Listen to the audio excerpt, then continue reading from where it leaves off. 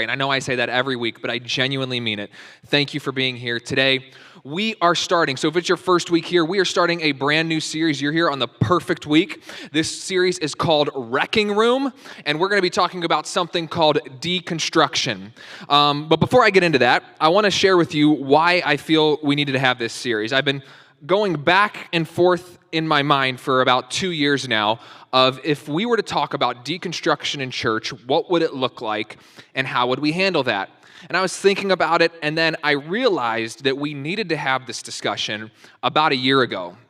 I was at a meeting with a group of pastors, and one of the pastors spoke up and said, hey, can we talk about something that is not COVID related, but maybe people are dealing with, because I think he was just tired of talking about COVID. And what could we talk about? And so some pastors, they started giving out these different ideas of what could we discuss, and they were giving out these different ideas. And then I don't normally talk at these meetings. And I thought, you know what? I'm going to finally contribute. I'm going to say something. And I know it's hard to believe that I don't talk, but I usually don't talk at these meetings. And I said, guys, we should talk about deconstruction. And I was in a room with about 7 or 8 pastors, and I was met with some blank stares. And one pastor just rolled his eyes. And then one pastor finally said, well, what is deconstruction? And then the gentleman who rolled his eyes said, hey, Scott, why don't you explain to them what deconstruction is? And I thought, oh, this is going to be interesting. 1, I don't normally talk at these meetings. And 2, I've never been asked to define deconstruction before. And so I start basically rambling for like 2 minutes of, this. And then the gentleman who rolled his eyes and asked me to explain it, he just interrupted me and said, guys, here's what you need to know. Deconstruction is just a bunch of people, it's a movement of people who want to just discredit and disbelieve everything the church has believed for 2,000 years. And I was like, oh gosh, that is just a horrible generalization. And I didn't speak up, and then because everyone in the group started talking, they're like, oh yeah, we've been through this before, and people, blah, blah, blah, blah. And I remember leaving thinking, should I have said something? Should I have said more? I remember just being really discouraged by the atmosphere that was created when we started having this conversation about deconstruction. Now, some of you still have the question, what even is deconstruction? Why are you talking about this right now? Well, before I tell you what deconstruction is, I want to give you a few kind of disclaimers or parameters for this series. And the first one is this. For those of you who come here all the time, you notice that I'm sitting right now. I almost never sit. I've sat on the front of the stage before, but I am sitting this week and next week for this series because I want to make sure that whatever I say it clearly and calmly to the best of my abilities. Some of you are like, you don't speak calmly. I'm doing what I can right now. And so for them, some of you are saying, if you're going to speak more clearly and calmly, I wish you would just sit every single week. Well, I'm not doing that either. But I'm going to try to speak clearly and calmly, so I'm sitting this week and next week. So if you don't like me sitting, guess what? It'll be done in just 2 weeks. We'll get through this together. It'll be good. But that's why I'm sitting. Second disclaimer for this series. When I use the terms conservative and liberal, I'm speaking theologically, not politically. Now, I understand that sometimes those two things overlap, but I'm primarily speaking theologically, which means no views of God and Christianity. I'm speaking conservatively and liberally in regards to theology, not politics. Also, within that particular disclaimer, there are going to be times in this series where for some of you, I'm a little bit too conservative theologically, and for some of you, I'm a little bit too liberal theologically. That's the beautiful thing about being at this place called the church. We can all listen and learn and grow together, and we're not always all going to agree on everything all the time. Also, within that particular disclaimer, this one has like a bunch of bullets under it, when I quote someone in this series, I'm going to quote a number of different people, a number of different podcasts and books and resources in this series. I am not going to stop before each person and say, now, I don't agree with everything this person says, but in this particular, they were pretty helpful. I know we as pastors, we love to let everybody know that we don't agree with everything that someone says. I do not have time to do that in this series. We're going to keep moving. Here is just a really safe assumption that you can carry with you from here on out. This is just a really great assumption. Whenever I quote somebody on stage, just assume that I don't agree with everything that they have to say. Just assume that. That's a really safe assumption. In fact, if you ever find yourself at a spot where you're like, I agree with this person all the time, 10 out of 10 times, 100% of the time, that's probably not a good thing. You're probably not thinking then. It's good to have a little bit of disagreement. So just assume from here on out, whenever we're in a series, if I quote someone, I may not agree with 100% of the things that they say. In fact, I probably don't. But that's okay because I'm not the be-all, end-all. Next, I am not going to tie up every loose end in this series. This is not an apologetic series. This is not me giving defenses of the Christian faith and history and science and all that stuff. There are times and places for that, and there are people who are really good at that. And you know what? Quite frankly, I don't like to talk about science. I'm not a scientist, so I'm not going to pretend to be one. I have a master's degree in theology and a bachelor's degree in biblical studies, so I'm not going to try to be an expert in something that I'm not an expert in. So I'm not going to do that. We're not going to tie up every loose end. So I might make a statement in this series that causes a little bit of tension for you. Guess what? You can go look into that. You can read about it. You can email me about it, scott.lackey@newstorybuffalo.com. Hey, could you bring some greater clarity to this? We can talk about it. It's great, but I don't have time to tie up every single loose end in this series. Sometimes it's okay to just let the tension rest and wrestle with it a little bit. Next, I want to give you an outline for this series. So here's what we're doing. In week 1, we're going to be talking about what is deconstruction. That's what we're doing this week. What is deconstruction? Week 2, we are going to be discussing why have people went on this path of deconstruction? What caused this to happen? Week 3, we're going to be talking about something called reconstruction. And I know that some in the deconstruction community don't love the term reconstruction. I would ask that you please just hear me out on it. I believe that there's some valuable things to consider within that as well. In week 4, I don't really know where we're going. Maybe we'll end the series then. I don't know. Maybe we'll keep going. Maybe something will come up. I don't know where we're going week 4. But week 1, what is deconstruction? Week 2, why are people deconstructing? Week 3 is going to be reconstruction. Week 4, we'll see when we get there. We will see what happens. And then lastly, I want to be very clear.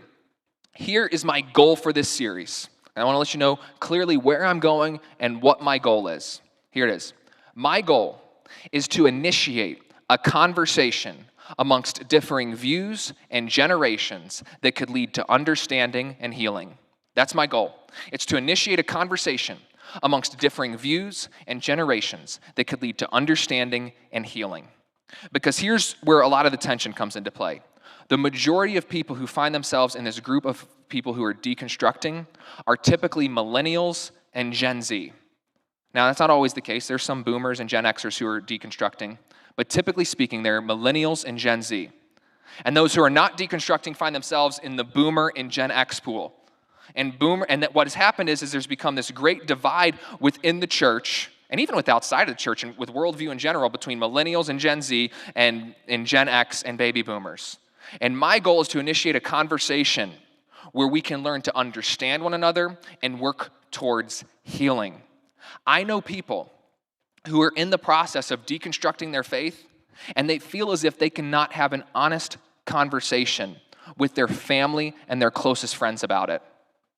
That's not acceptable, especially if we're within the church and we're claimed to be people with grace and forgiveness and all these wonderful things, and people feel as if they can't talk to us honestly about what they're going through. So my goal is to initiate a conversation of healing and understanding amongst differing views and generations. Because the divide that has occurred, it's not a good thing. It's not a good thing. So this brings up a good question. What is deconstruction? Some of you are like, yeah, you just spent 8 minutes. What are you even talking about right now? I don't even know what you're talking about. You spent 8 minutes setting this whole thing up. What is deconstruction? Well, I have 3 different definitions of deconstruction that we're going to look at. One is from the Deconstruction Network, which is a really helpful website on deconstruction, and it's ran by a movement of people who are deconstructing their faith. One is from a friend of mine, and one is my own definition of deconstruction, because I should let you know where I'm coming from on this. So the first one is from this website, the Deconstruction Network, which is kind of ran by this guy named Phil Drysdale, who's a leader in the deconstruction movement. And I figured if we're going to talk about this, we should allow those who are in this group to speak for themselves. We should show them some respect. And so here's how he would define, or how the website defines deconstruction.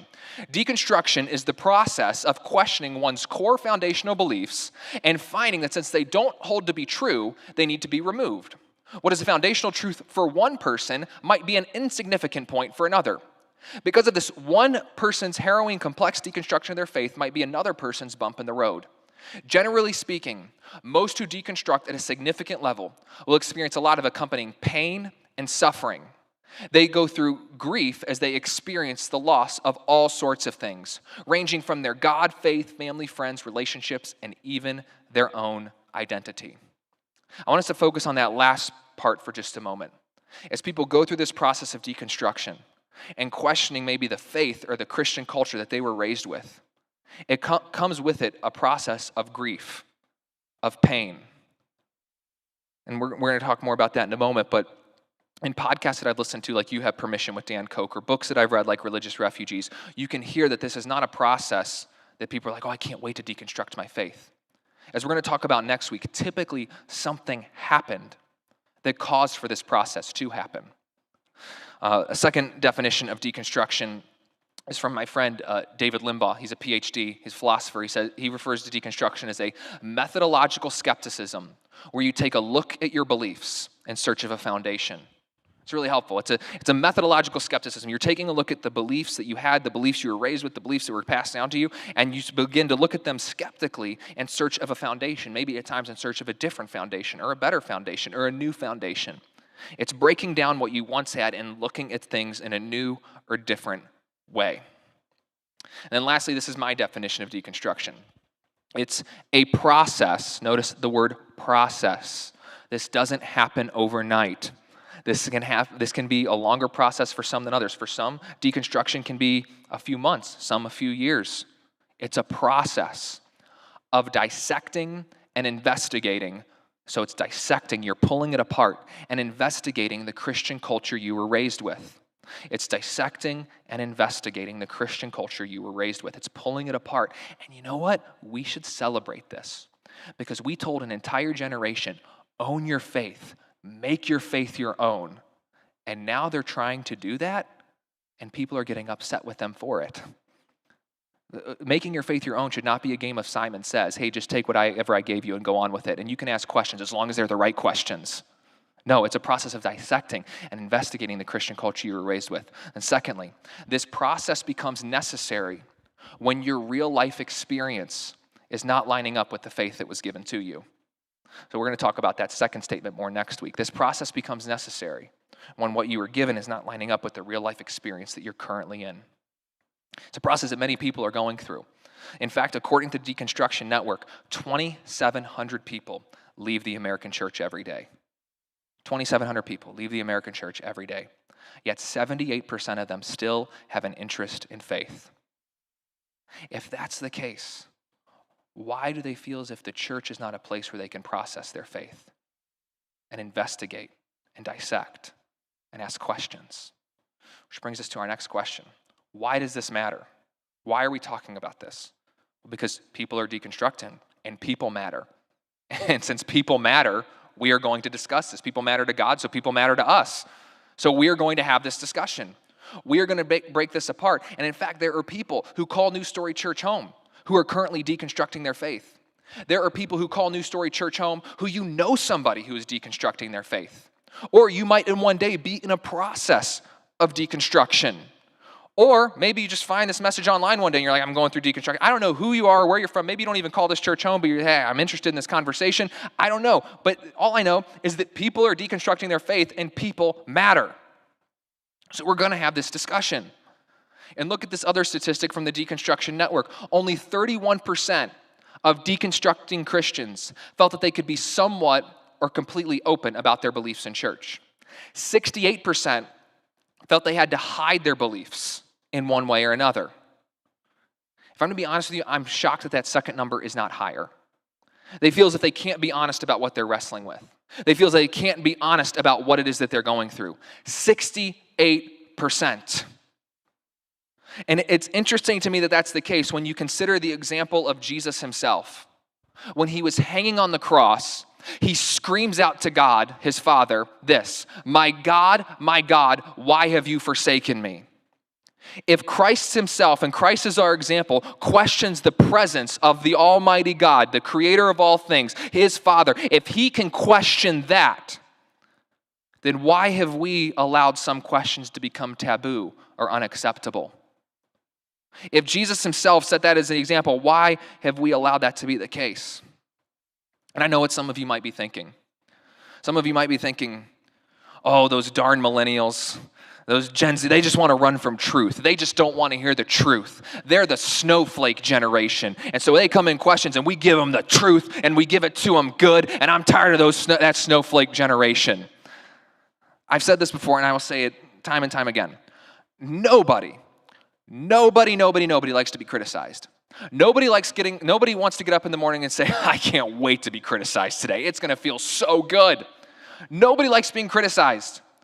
And all of us, because of that, can be a little bit overly sensitive and defensive at times. I'm a millennial. I'm 28 years old. I can be overly sensitive and defensive at times. Sign me up. I'll let you know about it. But guess what? Baby boomers and Gen X, you can be as well.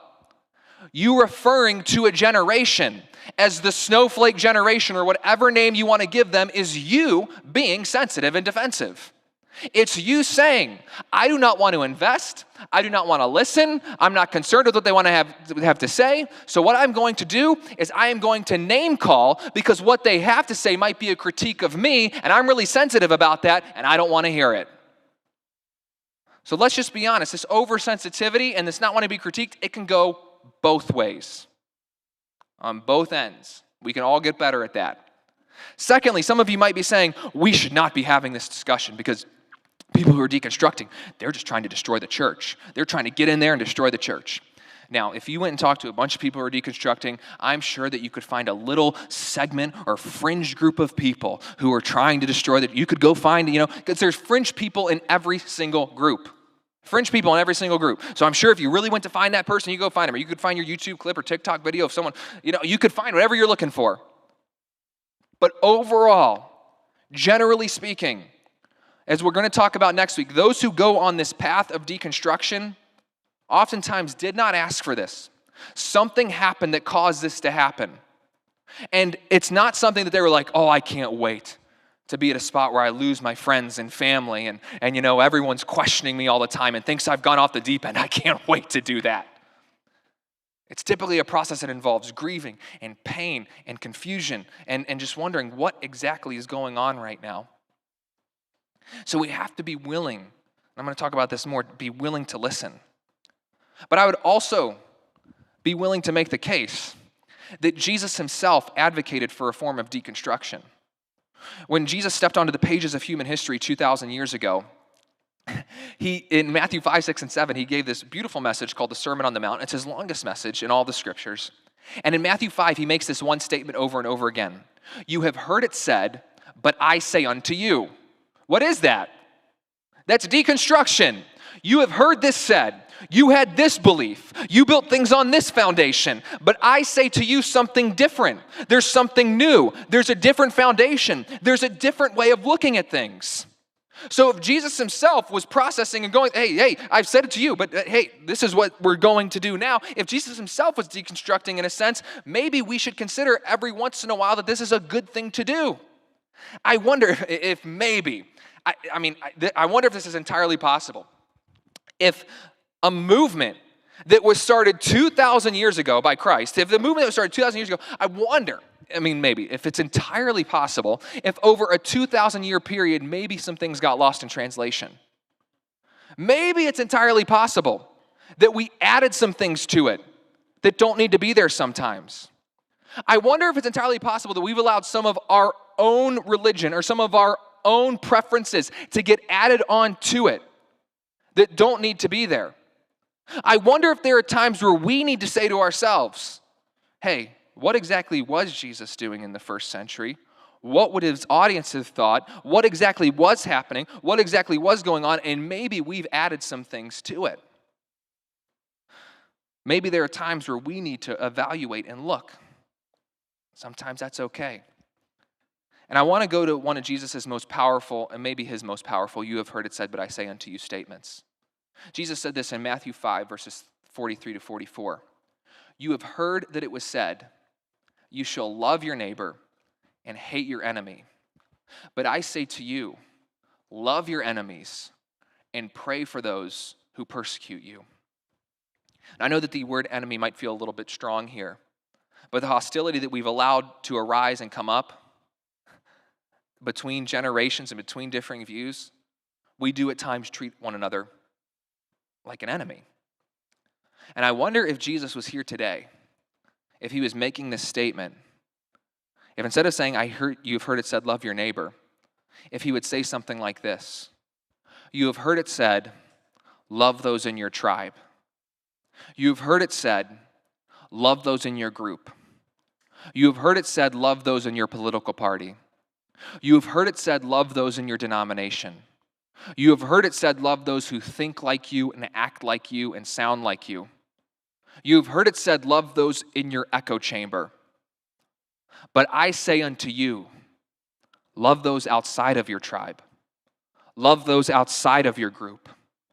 Love those outside of your denomination. Love those outside of your party. Love those who don't always look like you, think like you, and act like you. Love those who are not within your echo chamber.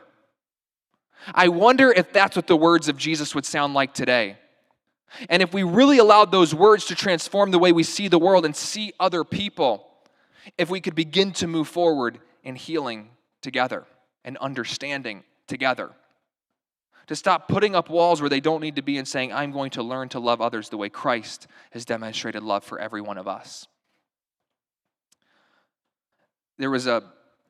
I've never personally been in a crisis of deconstruction per se, and I wouldn't even call it a crisis, but while I've never been on while I've never been in a process of deconstruction, I have had moments that you would maybe call a crisis of faith within my life. One of them I wrote about in my book in chapter 3, and I've talked about it here from stage before, but there have been other moments in my life where I've questioned things and been wondering and searching. And one of the first times I can remember this, and some of you this is going to seem so insignificant, but it marked me. I was a junior in high school, and I was doing the good Christian thing. I was taking my Bible to school, looking to make arguments with my biology teacher, because that's what I was told to do. That's what you're supposed to do. This person, signed up to do their job, and they're teaching a curriculum that they were asked to teach, but I should just be a jerk and interrupt them anyway. So that's what I was doing, and I'm doing the right thing. And I remember my teacher said, why don't you read this book? He had a book that he wanted me to read, and I can't remember the name of it. I was looking for it all week, and I can't remember it, but it was a book about the Bible. And I remember reading this book, and I had read everything. I'd read all of Evidence That Demands a Verdict by Josh McDowell, that big, thick book. I'd read all the Lee Strobel books. I was reading William Lane Craig and Ravi Zacharias. So I had read a lot of the resources that were out there.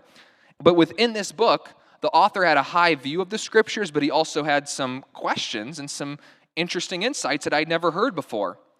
And I remember starting to think to myself, where can I find some of the answers? How can I reconcile some of this? And I wasn't really going to church at the time, but I was involved with a certain Christian group. It's where I had a job and everything, and it was an interesting experience to say the least. But I remember thinking to myself, I cannot go to this group with the questions that I have, because currently within this group, I'm respected. I have dignity. People like me. I'm accepted.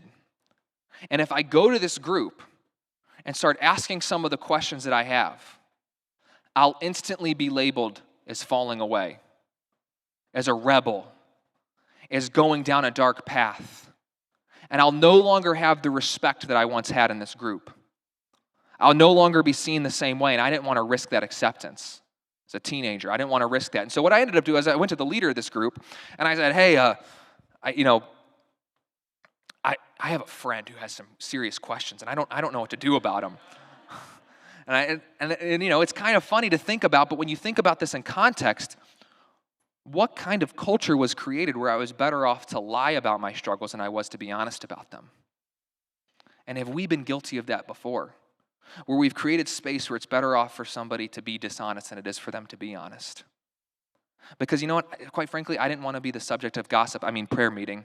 I didn't want to be the subject of that. I still wanted to be accepted. I wanted to be in the group.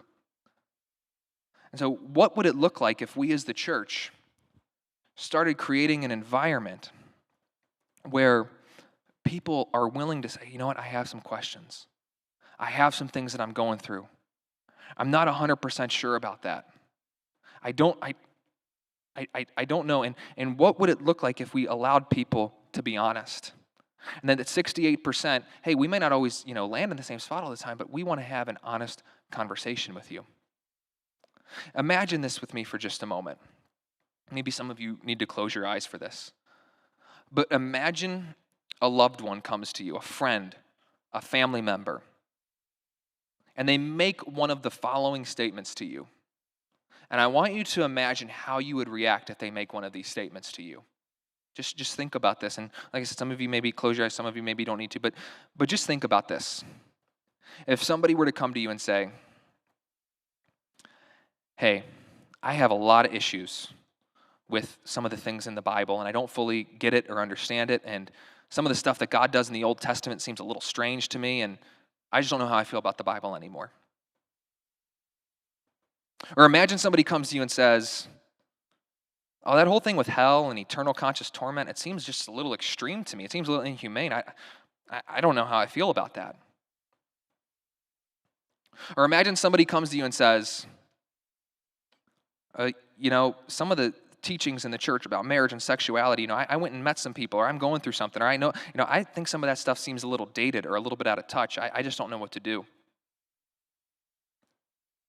Or imagine somebody comes to you and says, I'm done with church. Because in my life, the church seems to have brought me more harm than it has help or hope or anything like that. I'm not saying those are the only statements someone could make who's deconstructing or beginning that process. But as you're imagining this scenario, and maybe a loved one has said one of those things to you before or something like it, or maybe, but what is your reaction? Are you feeling uneasy? What are you feeling? What are you processing? How would you respond if somebody made one of those statements to you or something like it? Does your response look like Jesus? Does your response look like the Jesus who lived 3 years with these 12 disciples that he was leading along, and none of them even believed who he was until after he came back from the dead? Yet he still called them disciple. He still called them friend. They all abandoned him, yet he still had great patience with them and served them. One of them even ended up betraying him, yet he still washed his feet. Does your response look like him? Does your response look like the Jesus who has shown you great grace and forgiveness and understanding and mercy? Does my response look like him? Or as I said, does your response look like your favorite pundit? They're like, I'm going to get the edge on this argument. I'm going to get him on this one. I got a question for him, but it's not really a question, it's a statement. I'm going to stump him. Your response in that moment is critical. How you respond to somebody in that moment is critical. Because I'm not going to be all heavy-handed, the old school, you could be determining whether someone goes to heaven or hell. No, that's really extreme as well. That's just way, way too far. But how you respond could determine whether that person chooses to process what they're going through with a community of faith or apart from one. Your response could determine whether they're saying, I am going to think through these things with a church or without a church. And the church should no longer be the space where 68% of people who are deconstructing feel as if they can't be open and honest. The church should be a space where people can question and explore, because oftentimes a question about a belief or a doctrine is a search and an exploration for identity as well. There's something deeper going on there. And the church should be a space, just as Jesus was constantly asking questions or teaching through parables so that he would stimulate thought, not just to mandate thought. We should be a space where people feel as if they can process and learn and grow. And not just assume, you're just not reading Bible enough. Or, hey, just go read this book. That's an easy thing to do, to just shove a book at somebody and then not spend time investing and listening. We have a responsibility to live life with people just as Christ did, to listen to people just as Christ did. I'm not saying, you're compromising. No, I'm not saying to compromise. I'm not saying that at all. We all have convictions. We all have things we stand by. But does our response look more like Christ, or does it look like someone who's just trying to get an edge over another person? To love those who see things differently than us sometimes. So I have 4 takeaways for us. The first takeaway is for those who are in the church, you're not deconstructing. Maybe you don't even know someone who is, but maybe you do know somebody who is. Here's the first thing, and I've said this in a lot of messages, but it's so important. It's something that I need to get better at as well. But it's this: learn to listen. Learn to listen. We have to learn to listen. Don't be judgmental. Don't be opinionated. Don't always be trying to just get the edge in. Learn to genuinely listen. So many of us were really good at listening to respond. We are thinking of our argument as somebody is talking to us instead of really listening to what it is that they have to say. We have to learn to listen. And when somebody shares something with you, don't go and gossip about it. Gossip takes a safe conversation and turns it into a toxic one. It's time that we see those who are deconstructing as people who have honest questions, who are brothers and sisters in Christ, who are trying to learn, who are trying to grow, who are maybe sometimes even trying to heal. And we have a responsibility to listen. Look at what James, the brother of Jesus, says in James chapter 1, verse 19. He says, "This you know, my beloved brethren, but everyone must be quick to hear, slow to speak, and slow to anger." He doesn't say, be quick to speak. Quick to hear. He doesn't say be quick to speak. He says be quick to hear. He doesn't say be quick to speak. He says be quick to hear. Let's start becoming the people who actually listen, who actually think, hey, you know what? I might not know where this person's coming from. I might not know a book that has all the answers. I might not, but you know what? Here's what I do know. I am going to walk through life with you. I am going to invest. I'm going to listen. No matter the cost, I am going to grow with you. And we're going to be quick to listen. When we get to a spot where we are no longer quick to listen and we are just really quick to speak, what happens is we stop viewing people as people and we view them as a project. Or we view them as a product that we're trying to shape into our own thing. People are not projects. People are people. And all people have been created in the image of God and deserve dignity and respect. And because of that, we should be the people who are quick to listen, to grow together and say, hey, I don't know where this journey is going to take us, but I'm going to go on it with you, and I'm going to invest, and I'm going to listen because that's what Christ has done for me.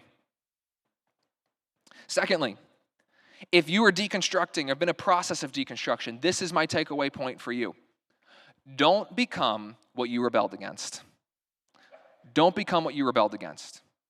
Because for many who have deconstructed, what begins this process in some ways, not all cases, but what even adds to this process is you felt as if you had some honest questions, some real questions, or maybe some exploration that you were going on, and you went to somebody, or you felt you couldn't go to somebody because you felt that who you were going to was a self-righteous person who would just assume that they had all the answers and you couldn't have a conversation with. And I can't go to this person, I can't go to this group because they're just know-it-alls. And they will just assume everything, and you know what? I don't want to be around people who are self-righteous. I'm going on an exploration of discovering and journeying to find faith again.